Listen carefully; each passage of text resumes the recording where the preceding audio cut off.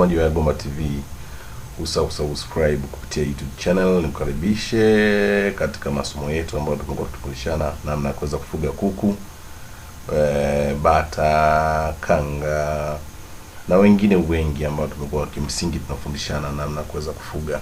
Usahau subscribe ukihitaji kujifunza vitu mbalimbali, utengenezaji wa chakula cha kuku aina zote. Ukihitaji pia tufundishane kuhusiana na namna ya kuweza kutengeneza mashine za incubator za kisasa za kienyeji. Pia tunafundishana hapo hapo ulipo, kuna vitabu, kuna video. Jina langu ni Deogratias Yagomba na hii hapa naangalia ni Yagomba TV. Epukana tuna matapeli, ukinitafuta kisha mtafuta katika namba ya simu ambayo nimeitaja ni 0762956366. Ukiona hapa kuku utaona wamesinzia hivi, ni kama wametulia kabisa. Kwa kawaida kuku kama ni mzima huwa anakuwa anakimbia huku na huku kutafuta chakula, kucheza, kuoga kwa maana kwenye mchanga, au kama kuna namna fulani ya kuweza kufanya mishemishe akiwa mzima, inajulikana kabisa kwamba huyu ni mzima. Lakini ukiona pose la kutulia kama namna hii, jua kabisa kuku anaumwa. Kwa hiyo kama anaumwa anahitaji kuweza kupata matibabu. Huu ugonjwa ni ugonjwa wa upumuaji, ambayo kuna magonjwa mengi ya upumuaji ambayo mengine shaweza kuongea, lakini ugonjwa umekuwa common sana, umekuwa ukitokea kwa wafugaji wengi sana. Unakuta kuku anabanwa kama na kifua, au kwenye koo anakuwa amepeleka juu shingo yake kama hivyo unavyoona, na anaanza kuhema ha. Kuna magonjwa mengi, kuna infection ya Liango, LT,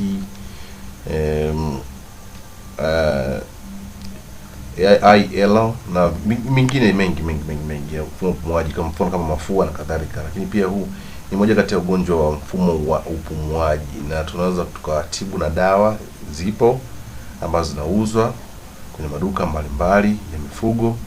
Sasa haya ndio vitu vya kuweza kujifunza. Sasa ugonjwa akipata kuku, huwa kinachotokea ni kwamba kwanza ana sinzia, anakuwa hana ile movement ya kuingia hapa na kutoka huku.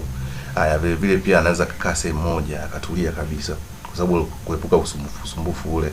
Lakini pia ugonjwa unaambukiza, unaambukiza kuku mmoja kwenda mwingine, hata tunaona huo kwa kasi sana.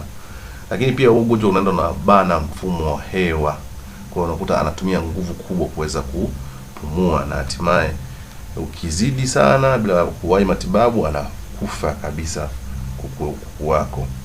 Na kawaida wafugaji wengi hawajui ni kwamba unaweza kukuta na ugonjwa huu, lakini the same wakati huo pia ana magonjwa mengine tena, kwa mfano kama typhoid, kipindupindu, mdondo, kideli, kwa maana nyingine kuna ndui, kuna ugonjwa wa macho na kadhalika. Kwa hiyo kama anakuwa yameambatana magonjwa mengi kwa wakati mmoja, kuna uwezekano mkubwa sana akaweza kupata madhara makubwa kweli, kwa sababu ni pamoja na kifo. Kama akiwa anataga hawezi kutaga, utagaji unashuka kabisa. Kama alikuwa uwezo wa kula ule, na maana atapungua, hataweza kula vizuri kwa sababu ya ile movement atakuwa anasukumwa. Wakati mwingine baadhi ya kuku kama wako wengi, kama anakuwa yuko mzembe, wakati mwingine ana tabia pia ya kupigana, ambayo inatengeneza kuna ugonjwa mmoja tu cannibalism, yani ule ugonjwa wa kudonoana, vitu kama hivyo. Kwa hiyo kimsingi haya ndio mambo huwa ninafundisha kupitia Gomba TV, ambao kuna masomo yapo, kuna vitabu vipo, kuna wale ambao hawana uwezo wa WhatsApp, kwa maana anaweza kutumia WhatsApp. Kwa wale ambao pia anaweza akatumia kwa njia nyingine, ambao hawatumii simu kubwa lakini wana simu za kawaida, nimekuwa nikifundisha. Namba ya simu yangu mimi ni 0762956366, na kwenye screen hapa naiweka kwa wale ambao watakaopenda. Lakini kwa mtoto atakayependa kujifunza na kukaribisha, na ugonjwa ujue tu hujakufikia. Ukikufikia